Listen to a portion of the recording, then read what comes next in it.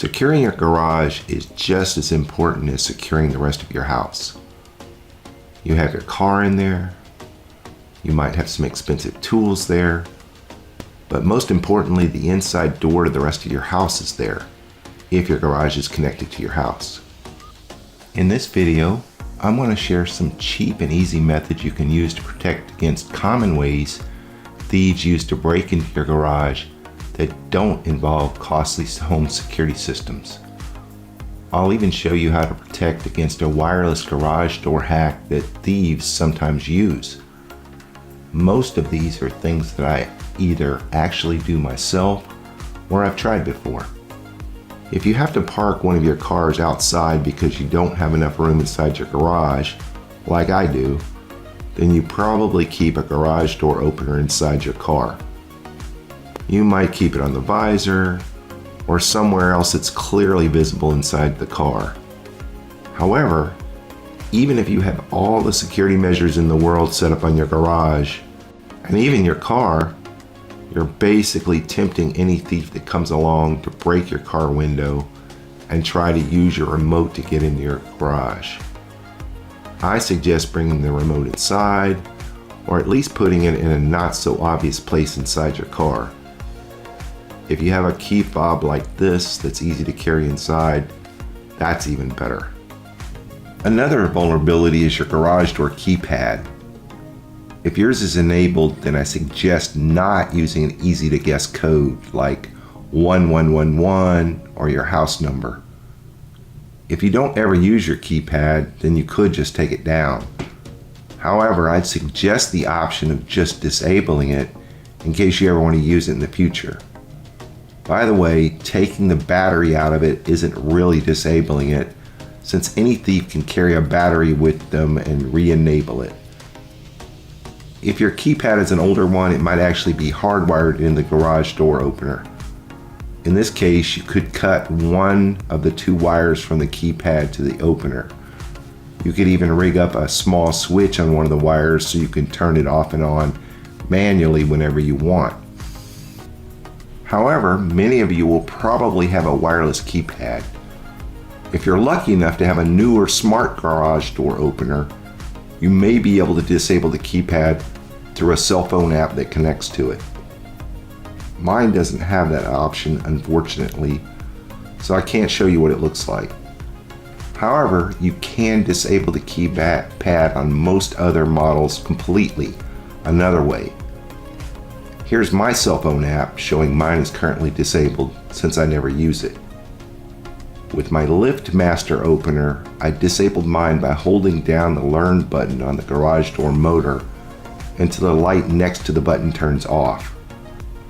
Or you might also have the option to use the Learn button on your wall-mounted opener.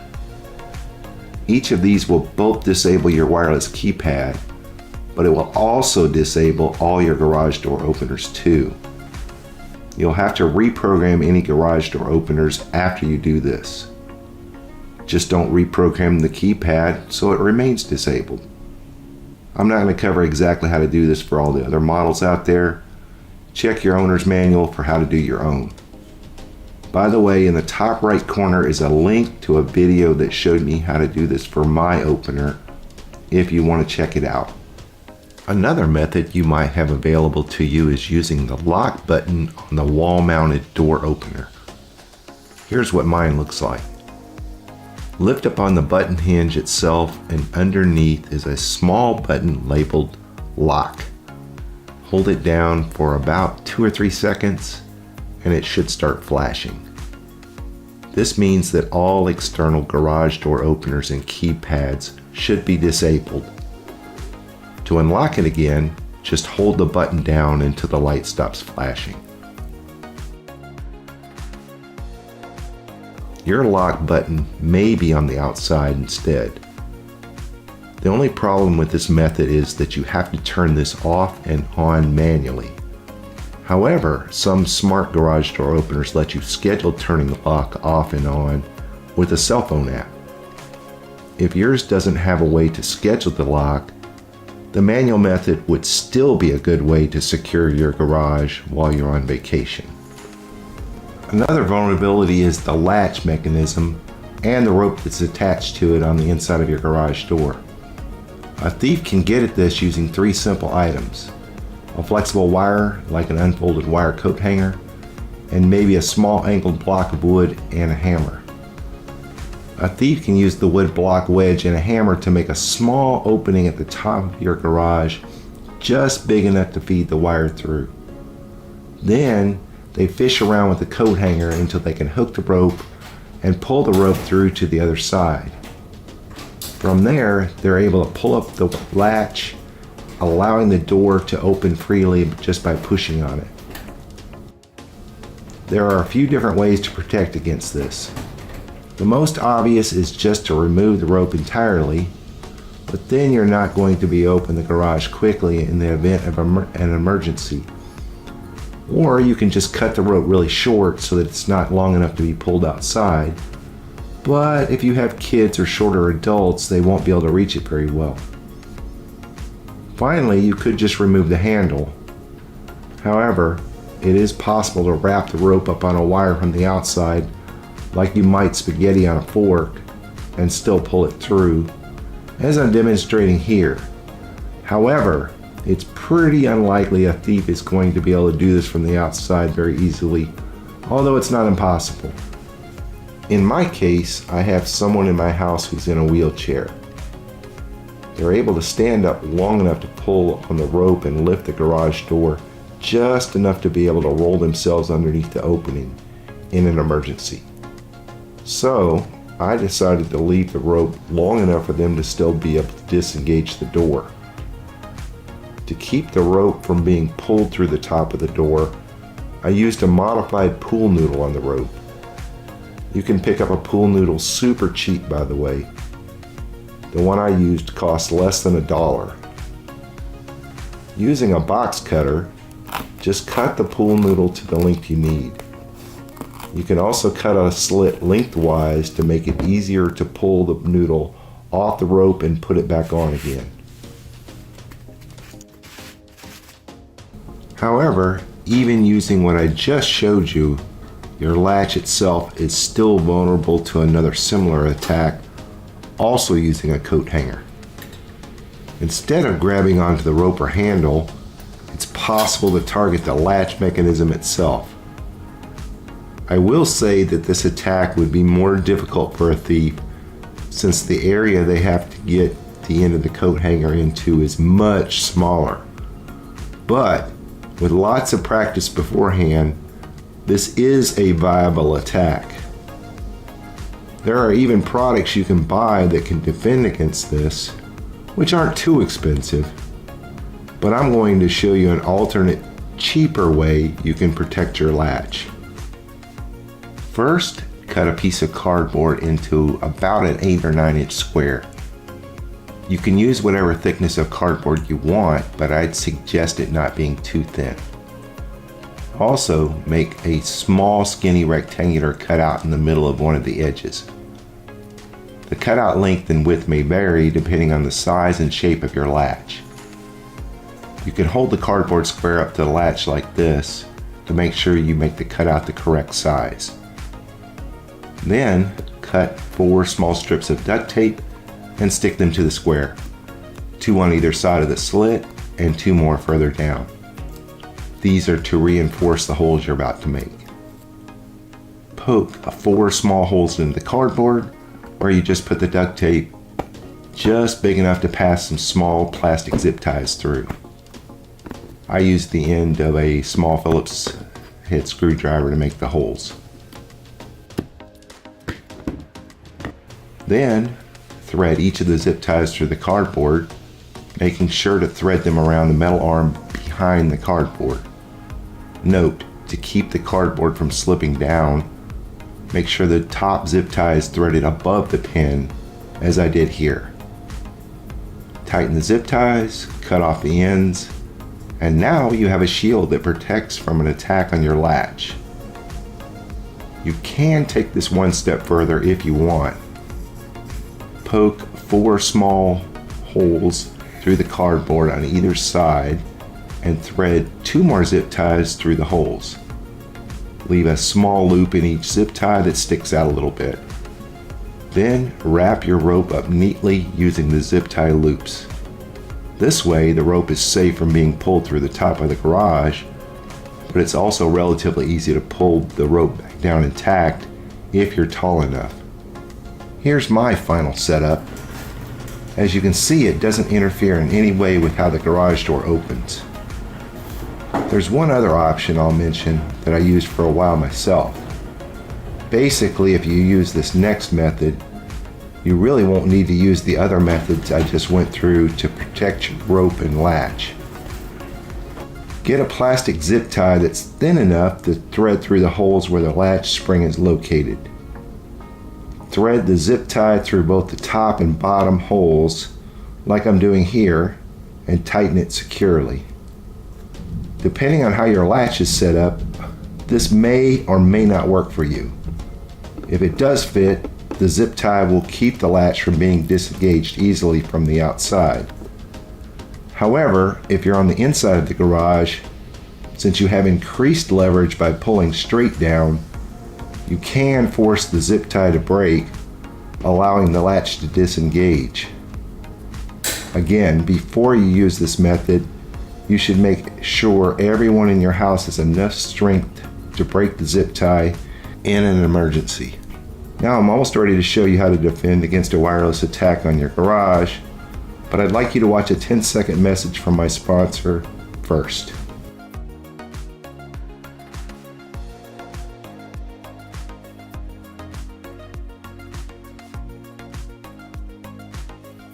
Most garage door openers made after the early 90s use a rolling code system that changes the code every time you use it. If you have a logo similar to this on the side of your garage door motor, you probably have this tech in your own system. With today's models, there's generally up to 1 trillion codes possible. However, it always seems that thieves end up finding a way around the security.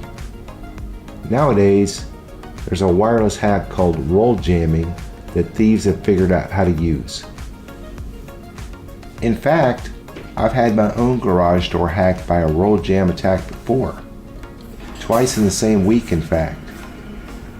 I woke up to find my own garage door had just been opened in the middle of the night, right after I bought a new car. Luckily, I heard the garage door open each time, and I was able to stop it. This isn't an attack most thieves use because it involves some extra time and planning. But if there's a good enough reason to make it worth their while, there are definitely some thieves out there with the knowledge to be able to do it. How does a rolljam attack work? I'm no expert, but I'll try to generalize how it works. It starts with the thief being in wireless range of your garage, probably in a vehicle parked nearby. When you use your garage door remote, the thief sends out a signal that blocks your remote signal from reaching your garage door.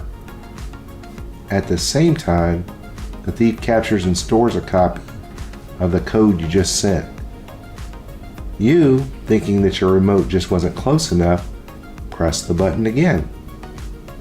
The thief also blocks your remote's second code and captures it, just like they did with your first code. But this time, they rebroadcast the first code you sent, which is still valid because it was never received. The first code opens or closes your garage, letting you think your remote worked on the second try. Meanwhile, the thief still has the second unused code stored.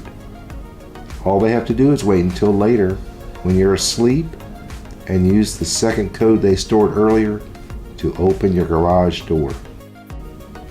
I've also included a link up here to another short video where someone gives a demonstration of how a rolljam works. The basic idea is to only have your garage door available when you need it, and to make it unavailable or even turn it off when you're not using it. One way is to lock your garage door with your manual lock button before you go to sleep every night, like I mentioned before. Of course, this isn't really a practical thing to do when you're away from your house, unless your garage door system is smart enough to be able to put it on an automatic schedule that turns it off and on at certain times. Since my own garage system isn't one of the fancy, smarter ones, I came up with my own method for this using a relatively cheap smart plug paired with my smart home setup. I highly recommend Casa smart plugs. I've been using them for various things throughout my house for years. With many of the Casa smart plugs, including this model, you can set them to turn the power off and on to your garage door motor on a set schedule. You don't need to pair this up with your smart home system for its scheduling to work either. In fact, the scheduling will continue to work on its own even if you lose your internet access temporarily. Here's how I set up my schedule in the app. I have it turned off in the evening. I also have it turned back on during the week just before I go to work. Then I have it turned off about 30 minutes after I leave for work.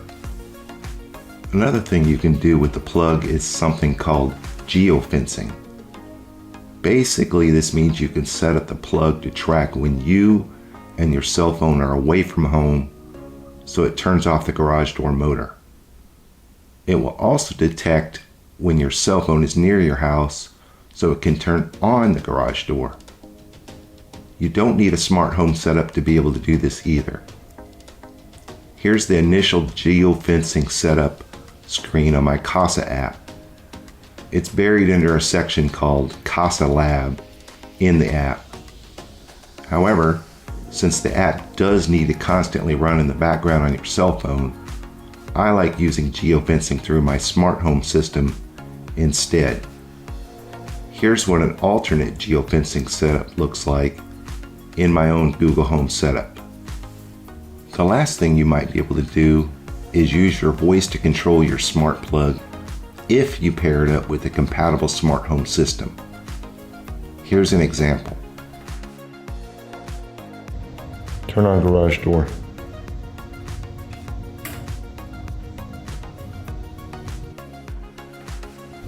Turn off garage door. This is mostly a fun gimmick, but it does come in handy on occasion if you want to turn the garage door on and off quickly without having to open an app on your cell phone. Obviously, just don't put a smart speaker inside the garage itself, since a thief might try to access it by using their voice if they know it's there. If you do decide to set up your own smart plug in your garage, like I said before, you don't have to have a smart home system to be able to use most of the features I showed, but you will need a good wireless signal that's connected to the internet inside your garage, unless you use something like Zigbee or Z-Wave to connect.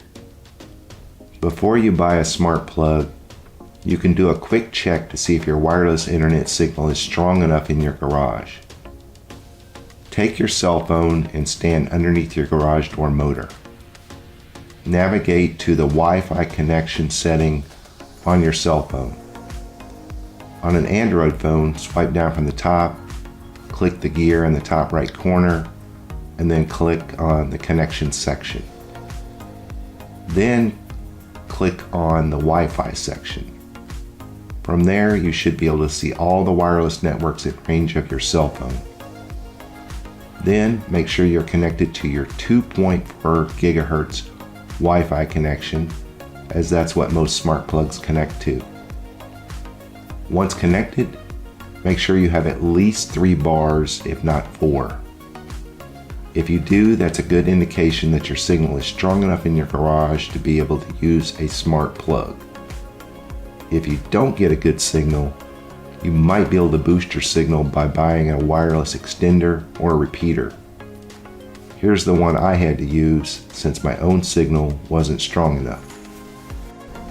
If you've never set up a smart plug before, I'm not going to be able to cover the specifics of it in this video. It's detailed enough where it deserves its own video. But if I get enough interest in this video, I'll think about doing another video that covers how I set up my own smart plugs to work with my smart home setup. Just show this video some love by liking, commenting, and subscribing so I'll know it's worth my time to do the next video. I hope this video helps you to make your own garage more secure. If you found this video helpful, check out some of my other videos when you get a chance.